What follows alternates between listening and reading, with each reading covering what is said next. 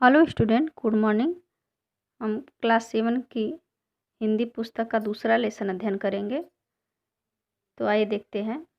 प्रगति का मंत्र पाठ का नाम है प्रगति का मंत्र।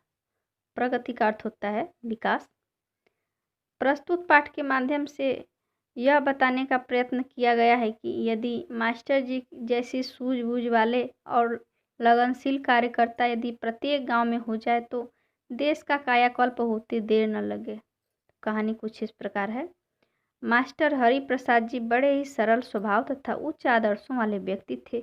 जो लोग उनके व्यवहार से एक बार परिचित हो जाते वे वहीं सोचते थे क्यों नहीं सब हरि प्रसाद जी जैसे हो जाते। 20 वर्ष से वे एक कस्बे में सरकारी अध्यापक थे। लोग उन्हें मास्टर जी कहकर पुकारते थे। हरि प्रसाद जी की इसी सप्ताह गांव में नियुक्ति हुई थी। जब उन्हें अपनी नियुक्ति का समाचार ज्ञात हुआ तो उन्हें तनिक भी बुरा नहीं लगा, उल्टे अच्छा ही लगा कि कुछ सेवा करने का अवसर मिलेगा। यह वे सब भलीभांति जानते थे कि भारतवर्ष की अधिकांश जनता गांव में बसती है। उसे साक्षर, शिक्षित और संस्कारी बनाना देश की बहुत बड़ी सेवा है।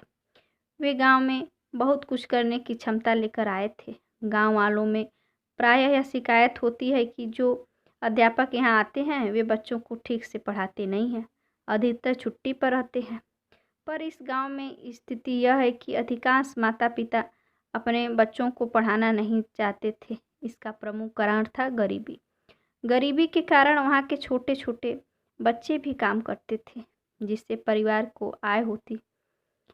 उनके जीवन में पढ़ने लिखने की बात की कोई ध्यान ही नहीं देता था। मास्टर जी के सामने अनेक चुनौतियां थी, पर वे हार मानने वाले न थे। बच्चों को विकसित न होने देने का मूल कारण क्या है, कहाँ है, वे इसे भली प्रकार जान गए थे। यह बात पूरी तरह जच गई थी कि जब तक प्राणों के विचारों में परिवर्तन न किया जाएगा, उन्हें शिक्षा का महत्व न समझाया जाएगा, वे अपने बच्चों को ईश्वर प्रेरित न करेंगे। उन्होंने सरकारी सूत्रों से संपर्क किया और विद्यालय में सायं के समय 1 घंटे के लिए प्रौढ़ पाठशाला खोल ली।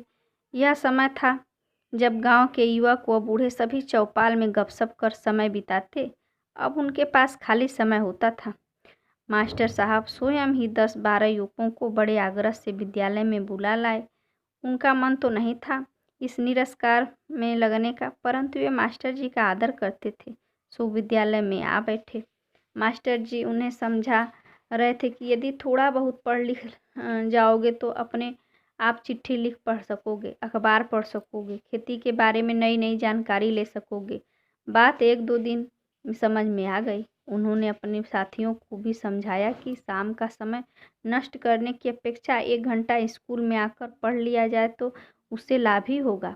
चलो थोड़े दिन ऐसा ही करके देखते हैं, कुछ लाभ होगा तो आएंगे, नहीं तो किसी की कोई और जोर जबरदस्ती नहीं, साथियों ने कहा।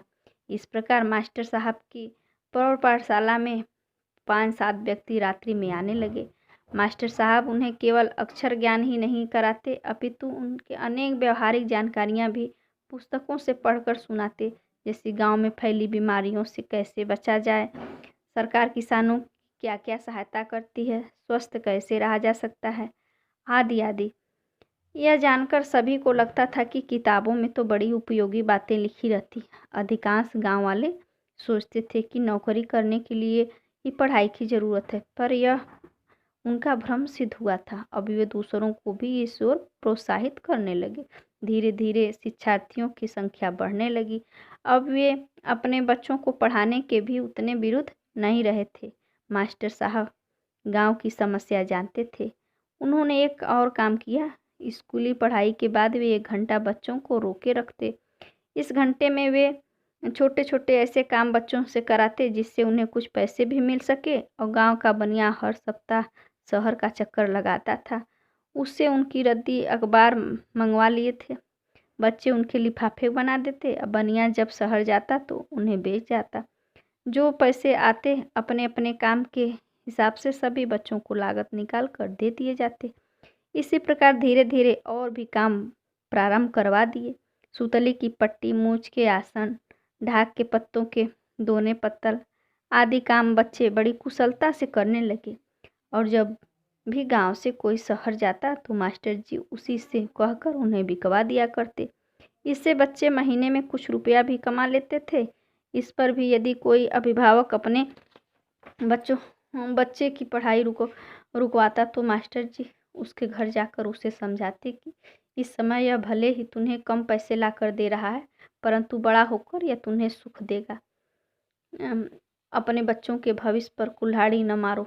किताब कापी आदि सभी तो स्कूल से ही दी जाती है, क्यों अपने बच्चे को इससे वंचित रखकर उसे भी अपने जैसा ही बनाना चाहते हो। मास्टर जी के बार बार समझाने पर फल यह होता कि वह व्यक्ति बालक के कमाए थोड़े पैसों पर ही संतोष करता और उसे स्कूल भेज देता। मास्टर जी के प्रयासों से अभिभावकों के मन में यह भाव जाग गया कि हम भले ही भूखे रह लेंगे पर अपने बच्चों को शिक्षित अवश्य बनाएंगे। सच्ची लगन और निष्ठा से किए गए काम में कभी न कभी निश्चित रूप से सफलता मिलती है। मास्टर साहब को भी अपने प्रयासों में सफलता मिली।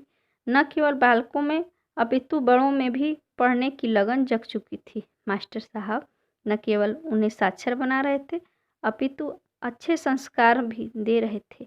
व्यक्तित्व निर्माण, परिवार निर्माण और समाज निर्माण, ये उनकी शिक्षा के 3 लक्ष्य थे। इस कार्य में सबसे बड़ा सहयोग उनके विद्यालय की बालक सेना दे रही थी।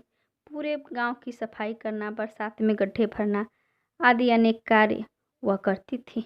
गांव की दीवारों पर उन्होंने सुंदर सद्विचार लिख दिए थे जो आने जाने वालों की प्रेरणा दिया करते थे। मास्टर साहब के संकल्प एवं अध्यवसाय ने गांव को प्रगति की दिशा दे दी थी। मास्टर साहब ने एक समिति भी बुला ली थी, ग्राम विकास समिति। इसमें गांव के बड़े बूढ़े और मुखिया तो थे ही, नवयुवकों को भी साथ में लिया गया था। मास्टर जी को गांव का हर व्यक्ति अपना हितैषी मानने लगा था। वे जो कहते वे सब वैसा ही करने में जुट जाते थे। देखते देखते गांव में विकास समिति ने गांव की सीमा पर स्कूल के लिए पक्की इमारत बनवा ली। इसमें नवगठित युवक दल प्रातः व्यायाम करता था। दोपहर से बच्चों का जूनियर हाई स्कूल चलता था। दोपहर से शाम तक तरह तरह के कुटीर उद्योग के काम होते।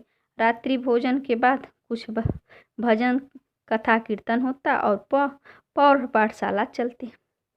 5 ही वर्ष में युवक दल ने गांव से कीचड़ और कचरे को खदेड़ दिया और गांव की गलियां उभरी और साफ सुथरी बन गई। खेतों के पास स्कूल में निरीक्षण के लिए आए निरीक्षक विद्यालय के वातावरण से बहुत प्रभावित हुए। उन्होंने मास्टर जी को स्कूल में वार्षिक उत्सव मनाने का सुझाव दिया। इसमें अध्यक्ष पद के लिए वे जिलाधीश को लाए। जिलाधीश गांव को देखकर हर्ष विभोर हो उठे। उन्होंने स्वयं तो प्रशंसा की ही थी, साथ ही अपने रिपोर्टर भी सरकार को इस आशय से भेजी कि सरकार ने वह गांव आदर्श गांव योजना में ले लिया। इस प्रकार सरकार की ओर से सभी विभागों, व्यायामशाला, कुटीर उद्योग, प्रौढ़शाला आदि के लिए भरपूर सहायता भी दी जाने लगी। अब मास्टर जी की भी पदोन्नति हो गई। उनके लिए निरीक्षक पद का नगर में आने का आदेश आया। यह जानकर सभी गाँव वालों की आंखों में आंसू आ गए। मास्टर जी स्वयं भी उनसे जुड़ गए थे। जब सभी ने उनसे न जाने का घोर आग्रह किया था, वे भी उसे ठुकरा न सके। अस्थायी रूप से उसी गांव में रहने का आदेश प्राप्त कर वहां रह गए। वह गांव दूसरों के लिए प्रेरक उदाहरण बना हुआ है। मास्टर जी जैसे सूझबूझ वाले और लगनशील कार्यकर्ता यदि प्रत्येक गांव में हो जाए तो देश का कायाकल्प होते देर न लगे। गाँव की प्रगति से ही देश की सच्ची प्रगति संभव है। धन्यवाद बच्चों।